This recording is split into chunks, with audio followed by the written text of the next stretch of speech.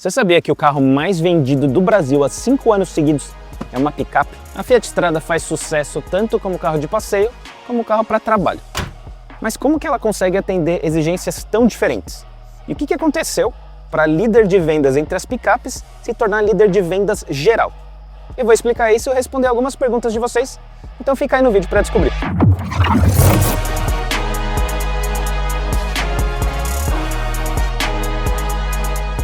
A Strada era a picape do Palio. Lembra do Palio? Pois é, ela foi criada para substituir a picape do Uno, que era a Fiorino.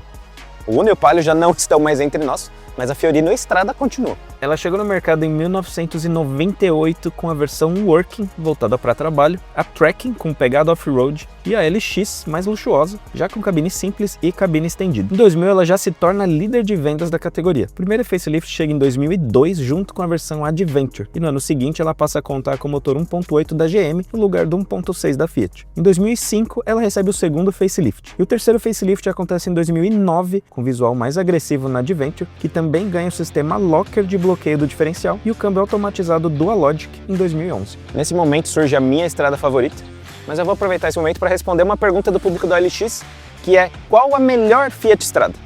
Bom, a minha favorita é a Sporting, que estreou o motor 1.8 de 16 válvulas e 132 cavalos. Mas pensando na melhor geral, eu acho que é a última, né? Mais vendida e tal. Voltando aqui para 2012, quando ela recebe o quarto facelift, motor 1.6 16 válvulas e opção de cabine dupla para todas as versões. E em 2014 ela passa de 1 milhão de unidades vendidas e segue com leves atualizações e novas versões até 2020. Durante todos esses anos ela usou a plataforma do Palio, a Tipo 178, e foi ganhando melhorias mecânicas, mais rigidez estrutural e a fama de inquebrável da Strada. Aí em 2021 chegou a nova geração e ela ganhou uma plataforma exclusiva, a MPP, que usa elementos do Argo, do Mobi e da Fiorino. Você sabia que a plataforma da Fiat Strada era essa mistura de modelos da Fiat? Pois é, se você não sabia, deixa o like nesse vídeo e se inscreve no canal como forma de reconhecimento. Mas se você já sabia, pode fazer a mesma coisa e deixar o comentário aqui embaixo. Plataforma MPP, óbvio, beleza? A nova Fiat Strada cresceu bastante e ficou bem imponente. No começo eu chegava até a confundir ela com a Toro no trânsito.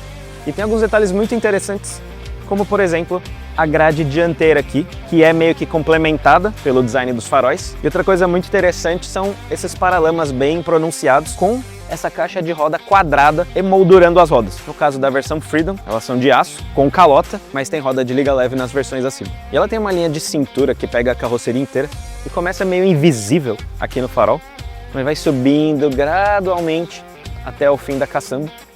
E essa versão tem esse mini rack aqui, que dá para usar para prender algumas coisas com corda e fixar melhor a carga na caçamba. Vendo de longe, sem muito carro em volta, ela parece ser maior do que realmente é, por causa do design. Todos esses elementos estão presentes desde a versão de entrada, a Endurance, que tem para-choque dianteiro de plástico preto. Acima da Freedom, a Vulcano, tem rack de teto completo que estende como Santo Antônio até a caçamba. Apliques pretos nas portas e rodas de liga leve de 16 polegadas. A versão Ultra muda na dianteira, com uma espécie de H fosco em volta das grades e essa barra vermelha, além de estribo lateral. E a Ranch tem rodas com design próprio e pneus de uso misto. O interior da Fiat Strada tem uns detalhes interessantes, apesar dessa versão aqui ser bem básica, né? O painel tem plásticos diferentes.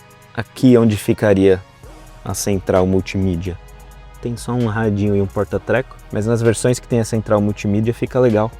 Ela é emoldurada pelas saídas de ar-condicionado. Uma coisa interessante também é o painel, que tem essa telinha meio flutuante, sobressalente ali na frente do mostrador analógico. Detalhe interessante. Volante tipicamente Fiat, que ficam os comandos do ar-condicionado bem acessíveis. A entrada USB. E uma coisa que chama bastante atenção, pelo menos que eu gostei muito, é o padrão de tecido dos bancos, que eu também achei bem confortável, bem macio. Mas a versão Freedom é um carro de trabalho, então os painéis de porta, todos os plásticos são da mesma cor.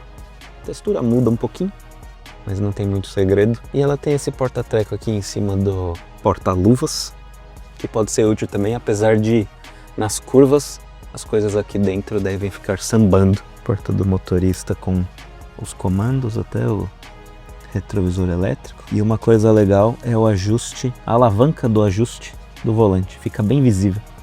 A maioria dos carros deixa escondido ali embaixo, meio difícil de achar. Aqui você bate o olho e já sabe como ajustar o volante. Tem um teto preto que não é mais tão comum hoje em dia, a não ser em carros esportivos. Pensando no quanto esse carro custa, os outros de mesmo preço oferecem um pouco mais. Aqui dá para responder outra pergunta da galera, que é como conectar o Bluetooth da Fiat Strada. Essa versão aqui não tem a central multimídia, mas as que tem, que são a Vulcano, a Ultra e a Ranch, fazem essa conexão sem cabo. Você entra nas configurações de central multimídia e coloca para buscar dispositivos.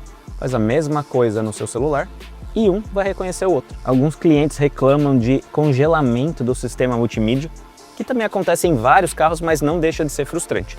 E essa versão aqui tem entrada USB, ar-condicionado, monitor de pressão dos pneus, assistente de partida em rampa e os itens de segurança. Airbags frontais e laterais, controles de tração e estabilidade. Mas a estrutura dela foi considerada instável e os airbags laterais não tiveram desempenho esperado nos testes do Lightning Cat, que deram só uma estrela para picape. Pelo menos a proteção frontal está na média da categoria, e isso mostra onde algumas montadoras economizam para oferecer custo-benefício para o consumidor. Apesar de ter melhorado consideravelmente em comparação à geração anterior, o espaço aqui atrás ainda é bem reduzido, principalmente para um carro de passeio. Aqui atrás parece um hatch subcompacto, tipo um Kwid ou um Mob, principalmente por causa do encosto traseiro, que é bem vertical. Mas é infinitamente mais espaçosa aqui na cabine simples. E para ser um carro de passeio, até que é razoável, considerando o porta-malas que ela tem. A Fiat Strada cabine dupla tem caçamba de 844 litros e 650 kg de carga útil. E como está evidente aqui, essa aqui foi muito bem usada para trabalho. A cabine simples tem 1.354 litros de caçamba e aguenta até 720 kg de carga útil. A Montana nova tem 1.143 litros, a Saveiro cabine simples tem 924 litros e a cabine estendida tem 734. Ou seja, a Strada tem caçambas bem generosas e ela aguenta tudo isso por causa da suspensão, que é de feixe de mola, um só, que fica bem visível aqui. Mas isso também é fonte de reclamação. Alguns donos relataram desgaste precoce da suspensão e ruídos de torção da carroceria depois de uso pesado constante. Isso não era um problema da Strada antiga, que era bem mais simples e menos confortável. A nova teve a mecânica suavizada para servir mais como carro de passeio, e a contrapartida é essa. Ela também tem o degrauzinho no para-choque, que facilita o acesso com a tampa fechada. E vários outros acessórios comprados à parte para aumentar a praticidade e versatilidade da caçamba. Ela tem 4,48 m de comprimento, 1,73 de largura, 1,60 de altura e 2,74 de entre-eixos. As medidas são bem similares à maioria dos SUVs compactos. E como picape, ela cresceu muito pouco durante esses anos, enquanto as picapes médias foram crescendo gradualmente. E aí o espaço de mercado entre as compactas e as médias ficou vazio.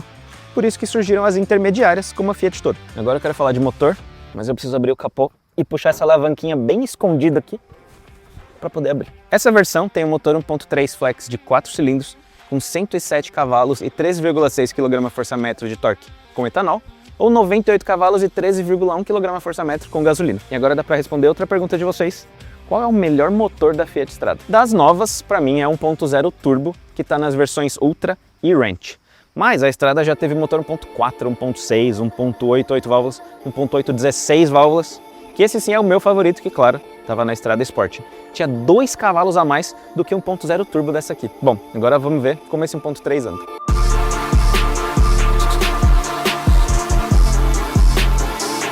Mais uma pergunta pertinente de vocês: qual o consumo da Strada? Os números oficiais para o motor 1.3 são 12,4 km por litro na cidade e 13,9 na estrada com gasolina, e 8,9 na cidade e 9,8 na estrada com etanol. 1.0 turbo faz 11,9 na cidade, 13,1 na estrada com gasolina e 8,3 na cidade e 9,2 na estrada com etanol. No tempo que eu tô rodando com ela para conhecer o carro e para gravar, ela tá fazendo 9,5 km por litro no etanol, tá na média. Essa versão aqui tem um câmbio manual de 5 marchas, que tem os engates tradicionais da Fiat, nada excepcional, mas também nada que seja um problema. E as relações de marcha são bem curtas porque é um carro de trabalho, então precisa explorar bastante o torque do motor.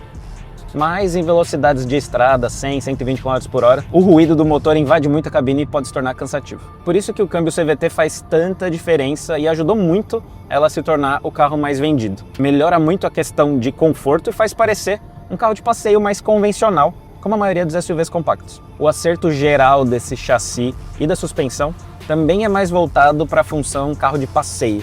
Ela tem direção elétrica, é uma suspensão mais macia e confortável que absorve bastante as irregularidades, mas a suspensão traseira, como é para carregar carga, pula bastante se a caçamba estiver vazia. É bom para uma picape, mas não tem aquele refinamento de um SUV compacto ou de um hatch, apesar da maioria dos consumidores usarem como se fosse. Muita gente hoje usa como se fosse hatch ou SUV, e esse público cresceu muito com a chegada da nova geração. Mas ela não seria líder de mercado se não fosse pelas vendas diretas, que representam mais ou menos 70% do total.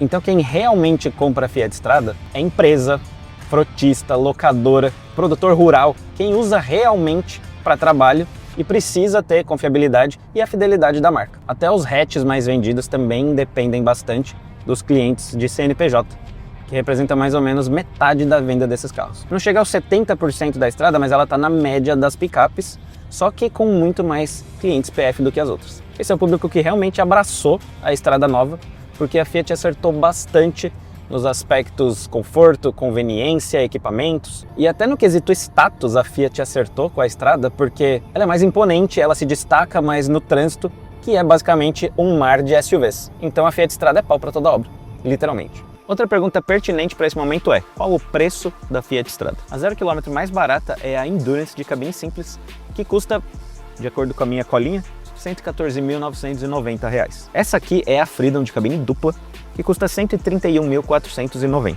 A automática mais barata é a Vulcano, por R$ 140.490. E as topo de linha Ultra e Ranch custam a mesma coisa, R$ 151.990. Mas se você quer uma Fiat Strada usada, os preços FIP dela começam nos R$ 67 mil e vão até os 97 mil para o ano modelo 2021. Em 2022 ela ganhou câmbio automático e parte dos R$ 107 mil. 2023 foi o último ano da 1.4 por R$ 75 mil da tabela FIP. As 2024 partem dos R$ 92 mil e as 2025 partem dos R$ 95 mil. E claro, na OLX você encontra milhares de ofertas dela e mais ainda da primeira geração, com preços e condições que cabem no seu bolso. Então baixe o app para encontrar a sua estrada perfeita para trabalho, para passeio ou para ambos. A Fiat Strada é um carro que junta fome com a vontade de comer. A fome é de quem precisa de um carro de trabalho que seja robusto e confiável, mas compacto e barato, para aguentar o rojão de rodar todo dia carregada no nosso asfalto ruim e em estradinha rural, sem ter muita dor de cabeça. A vontade de comer é de quem quer um carro de passeio econômico, confiável e bem equipado, mas que tem presença no trânsito e pode fazer a mudança da família com orgulho. Estatisticamente falando, você que está assistindo deve fazer parte de um desses dois públicos. Então comenta aí se você usaria uma estrada no dia a dia e até o próximo vídeo.